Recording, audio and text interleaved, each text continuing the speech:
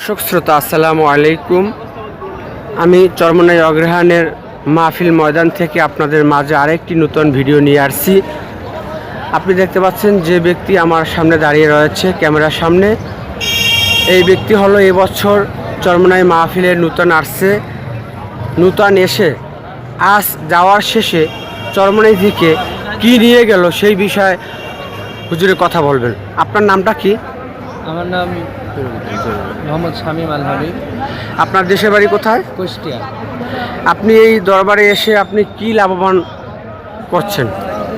আসলে এখানে আসার পরে যা কিছু অর্জন হয়েছে সবগুলো তো আর অল্প সময়ে বলে সম্ভব না।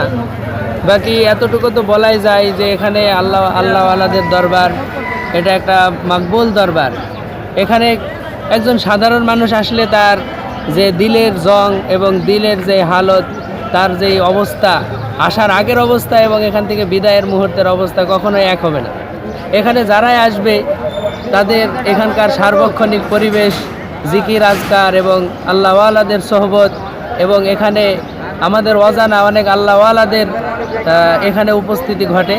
এই সমস্ত বিষয়ের আলাদা একটা বরকত আছে। এই বরকতের কারণে দেখা যায় একজন সাধারণ মানুষ এখান থেকে আত্মতৃপ্তি এবং তার অন্তরের প্রশান্তি নিয়ে সে বাড়িতে ফিরে যায়। এখানে আপনি 3 দিন 3.5 দিন হযরত পীর সাহেব হুজুর চরমনাই ও নায়েবে আমিরুল মুজাহিদিন সহ বিভিন্ন দেশ দূরান্ত থেকে আগত ওলামায়ে কেরামের নসিহত শোনার পরে আপনার মনের ভিতরে কোনো শিরকি বেদায়াত এরকম চলছে কিনা বা এখানে আছে কিনা সেই বিষয়ে? না, আমি স্বাভাবিক পর্যায়ের মাদ্রাসায় পড়ছি অনেক দিন।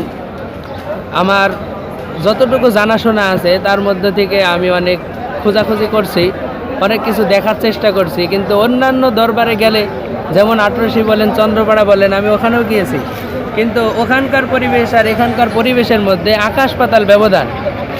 এইখানকার পরিবেশটা যে আহলুস সুন্নাহ ওয়াল জামায়াতের একটা পরিবেশ, এটা আমি একবার অন্তরের অন্তঃস্থল থেকে বলতে পারি যে এখানে একজন মানুষ আসলে সে কখনোই বেদাতি বা গুমরাহির পথে যাবে না। এটা আমার একবারে অন্তরের কথা। আলহামদুলিল্লাহ, আপনাকে ধন্যবাদ। ভাইজান আসসালামু আলাইকুম। আপনার নাম কি? ওয়ালাইকুম আসসালাম। আমার নাম ওসামা। আপনি কত বছর চরমনাই আসেন? আমি 2-3 বার আসছি।